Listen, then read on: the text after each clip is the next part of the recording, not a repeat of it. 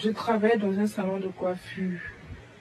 Dans le salon de coiffure, nous étions plusieurs filles. Et on avait notre patronne qui venait une fois par semaine. C'était dans la période des fêtes de fin d'année. Et un dimanche, ma patronne était là. Il y a une dame qui est venue, une dame tantille qui est venue. Elle a garé sa voiture, elle est rentrée. Elle dit qu'elle veut se tisser. Et puis, elle veut aussi faire pédicure manicure. Mais comme il y a des gens et elle ne veut pas s'asseoir là. Il y a son bébé à la maison, donc elle veut que ma patronne lui donne 2 filles qui vont l'accompagner chez elle. Arrivé là-bas, quand on va finir de faire les cheveux et quand on va finir de faire ses pieds, elle va nous ramener au salon de coiffure.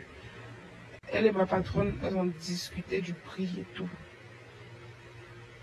Donc, on a pris le nécessaire et on est monté dans la voiture. La dame, elle a conduit. On est rentré dans un bon quartier. Elle roulait, on voyait de belles maisons, de grandes villas, tout ça.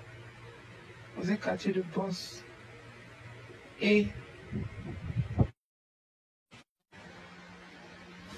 nous sommes finalement arrivés dans une maison. Une très grande maison. On s'est installé, on a commencé à faire les cheveux de la dame.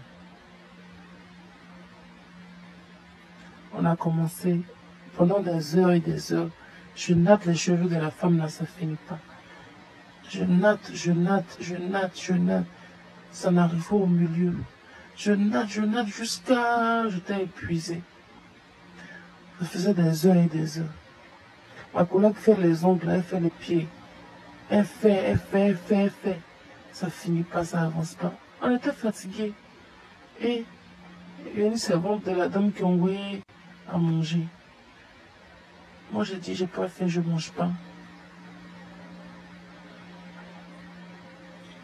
Et ma collègue, elle a mangé. Elles envoient du jus. Je dis, je passe soif. Elles envoient de l'eau, je dis, je bois pas. Après, elles envoient des chips. Je dis, je mange pas. C'est comme ça. On est resté en train de travailler. À un moment donné, je dis, ah, c'est que cheveux, on tresse. Et Dieu. Et puis ça finit pas.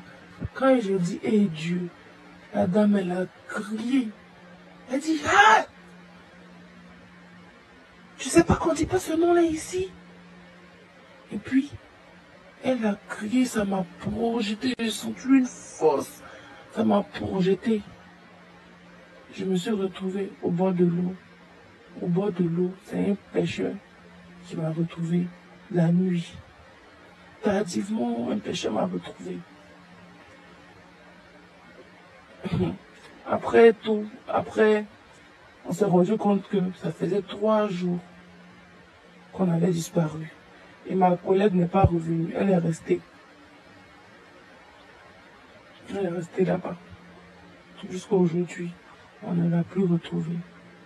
Et moi, le nom de Jésus que j'ai dit m'a libéré. Voici mon histoire.